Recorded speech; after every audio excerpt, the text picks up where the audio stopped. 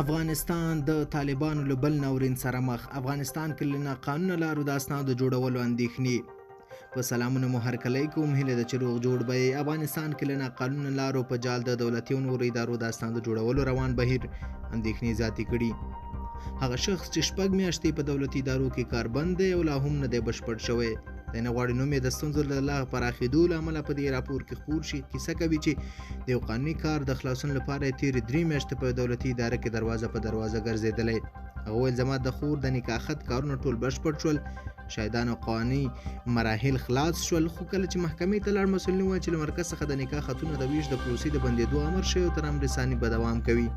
که څه هم دوی ژمنه وکړه چې 10 یا هم 15 ورځې وروسته به دا پروسه بیا پیل شي، خو اوسه پورې دا پروسه 3 میاشتې تېرې شوې چې نه ده شروع شوې.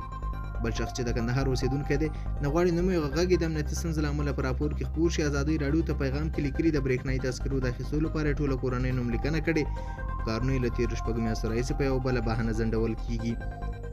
دا کېدای چې د هغو سلګونو یا هم زرګونو کسانو د ستونزو څو بېلګې وي چې د افغانستان په دولتي ادارو کې کارونه نیمګړه پاتې. یو شمېر د دې ستونزو د حل لپاره غیر قانوني کړنو جال ته مخه کړې.